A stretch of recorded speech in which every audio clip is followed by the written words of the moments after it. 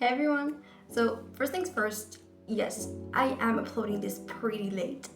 And that's actually on purpose. Because I don't want you guys to go all over the place trying to make everything perfect and do it in this sort of absolute way. Because trust me, that's really not how it works.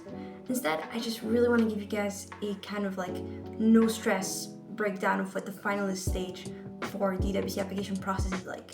So if you still don't know me, my name is Rawan, I'm from Morocco, and I'm a first year student here at UWC Adriatic, as you can see. I just want to say that this video is based on my own personal experience, so it will to some extent feel more relatable to Moroccan applicants, but after all the conversations I've had, the crazy ones, with people from different nationalities here at UWC Adriatic, I realized that a lot of this actually applies to finalists everywhere. So if you're watching this from another country, well, you might as well just stick around because this might be useful for you. Now, I've added the guide that helped me a lot for my own interview in the description, so you might as well check it out. So please stick around till the end of the video because I have made a little presentation with 10 questions. And to keep things structured, I just want you guys to know that the finalist stage for me had 3 main steps: the written test, the group activities and debates, and then the individual interview.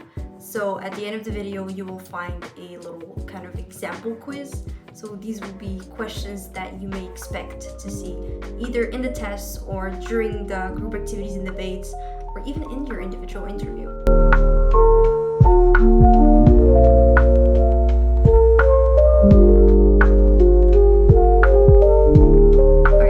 So the test covers 4 different topics, and 90% of the questions were multiple choice.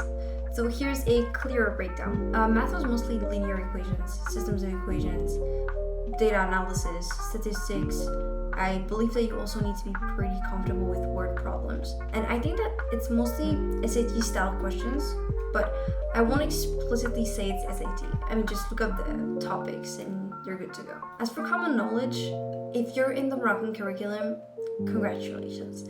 You've studied 99% of what they ask about Moroccan history. Just know your key dates, your major independence events, leading political parties, and the rest is just global trivia style questions and very unexpected questions, honestly. To be honest, you'll probably know at least 2-3 of them without even revising anything. So no stress. Only multiple choice questions here. My biggest piece of advice would be to throw out any prior knowledge. Everything you need to know, everything you need in order to respond is in the text.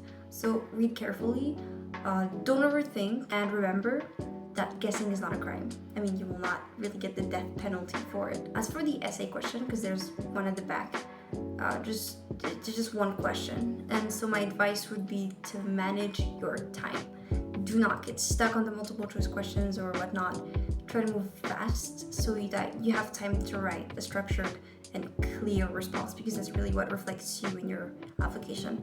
And also try to be concise, still be able to get straight to the point. This part is really fun if you go in with the right mindset. You really don't need to be an expert, but having some basic knowledge on global issues actually helps a lot. Also know some key statistics, like few numbers on climate change or global inequality, stuff that's going around in your country maybe. That way you can actually sprinkle them in and just sound super well informed and sophisticated. Also try to be open-minded, listen to others, do not cut people off. This is actually really important. We'll talk about it later in the quiz. Also, if you're not super talkative, that's totally okay. I get you. I personally didn't really talk much during my finalist day, but when I did speak, I made sure I was adding something meaningful and linking it, to what others were saying. Because I mean, at the end of the day, quality beats quantity every time.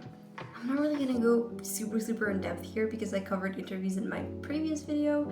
I know that I was talking about alumni interviews and stuff, but it still holds true to, here you'll be asked the same questions around the same table, but this time it's only different because you have the whole national committee actually sitting around that table.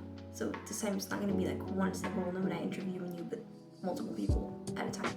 So do not panic. Stay calm, stay genuine, and trust yourself, which is really cliche, but seriously, just do that and you will be fine. Okay, well, here's the quiz as promised. So the first question is, you're in a group discussing a global issue such as climate change.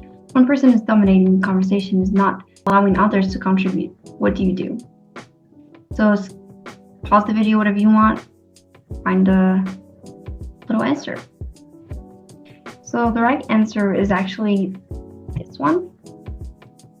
So in any group discussion, balance is key. If one person is dominating, the best way to handle it is to politely encourage them to let others contribute. You just don't really want to confront them aggressively and create unnecessary tension. So just a simple, respectful nudge in the right direction. That's kind of the way to go. You're in a group discussion about whether countries should prioritize environmental policies over economic growth. I think we had that last year. You strongly disagree with someone's viewpoint, but you notice they seem upset. What do you do? Again, here, debates can get heated all the time. At the end of the day, they're about understanding. So you're not really there to prove a point. So if someone seems upset, it's a good idea to acknowledge that first. And you might say, I see where you're coming from, and I understand why this is important to you, before actually calmly explaining your own perspective. This is the best UWC way to handle that kind of problem. Okay, your group is given a task, and one member is clearly struggling to contribute. How do you help them? Again, take a moment. If someone's struggling, completely taking over their work is not the best solution. And you have to present yourself in a way that leaves the examiners to think that you are a good problem solver and a good leader in general. They don't want perfection, but they do expect that from you. They do expect you to help others boost their confidence and just be overall very comfortable in the group that they're working in. So here, this one is a bit different. This is the kind of question that you will see in the reading test. So I want you to read this passage very carefully, okay? And not just read it, okay? I want you to take a pen, whatever you can take with you, and annotate things that you think are keywords. So just try to rephrase things in your own words so that we can see the questions. The first question is, the primary purpose of the passage is to. So the question is this one. Why? Because, as I said, annotating the passage can be really helpful, especially when you have very long passages. So just annotate it and rephrase things in your own words. That can really help you out, because if you read it carefully, then you can see that the passage is not just saying if AI can think or not.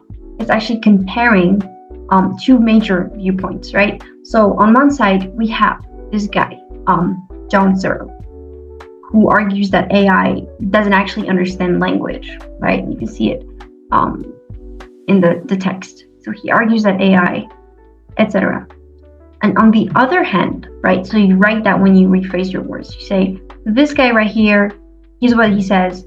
On the other hand, right, computationalists actually argue that intelligence is just information processing.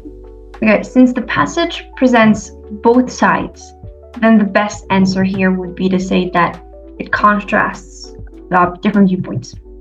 So that's how you answer it. Also, process of elimination is also really helpful. Argue in favor of John Searle's position on AI intelligence doesn't really say anything. The text is pretty objective, so it really does present different viewpoints without, giving a very specific kind of opinion. Same thing with the other answer. You can cross it out very easily. So which choice best describes the role of the Chinese room argument in the passage? So if you go back, you'll see that Searle's argument basically was that AI can mimic human-like response. So it doesn't actually mean it actually understands anything, right? So this is used in the passage as a counter-argument against the idea that AI can truly think. So that's how you should structure in your paper. They'll give you a little paper and you can write whatever you want on it. So just put your ideas on how they're connected to each other. So here we could write that it's not about how AI is programmed or how to test its cognition. It's actually a direct challenge to the idea that AI has real intelligence. So the correct answer would be this one. All right. As for the sixth question, the author most likely uses the underlined phrase to suggest that. Go back here, and you see that the underlined phrase is actually merely follows synthetic rules. So when the passage says that AI merely follows synthetic rules, it's pointing out that AI is great at recognizing patterns and processing information, but it doesn't actually understand what it's doing. So it's just following rules without real comprehension, right? That's why we put merely. So you have to also highlight that word, and that's what's actually going to help you answer the question. So that's why the correct answer is that, AI lacks deeper understanding, even though it can manipulate language really well. So questions 7 and 8 are pretty different. I think also 9. I want you to prepare for the individual interview. So essentially, these are the kind of questions that you're going to counter. How do you deal with failure or setbacks? And can you give an example of a time when you experienced failure and how you overcame it? So this question is really centered around resilience. The key is to choose an example that shows growth. Maybe a time when you failed a test but learned better study habits, something that happened to all of us, or when a project went wrong and you adapted and actually made it work, right? The worst thing to say is actually, I never failed. I mean, come on, because that just sounds unrealistic. The interviewers want to see that you can handle challenges, so you have to learn from them and you have to keep moving forward. That's how you answer the question. Question 8 is more about, so tell us about a time when you had to lead a group despite facing challenges, and how did you handle the situation? What was the outcome? So here they're most likely testing your leadership skills. So the best way to answer this is through a structured approach, right? So you want to explain the challenge, you want to describe your role, and you want to highlight the outcome and what you learned from it, right? So maybe you had to manage a group project where no one was communicating. Again, I'm just giving examples where pretty much everyone already stepped into. So you set clear tasks maybe for the whole group to follow when you got everyone involved, and the key is just to show that you can handle pressure and find solutions. Yeah, I was right. Question 9. If you were selected as a UWC student, how would you contribute to the community, and what unique qualities would you bring? So this is where you sell yourself. Think about what makes you different. Are you passionate about a particular issue? Do you have maybe leadership experience? Are you someone who brings people together?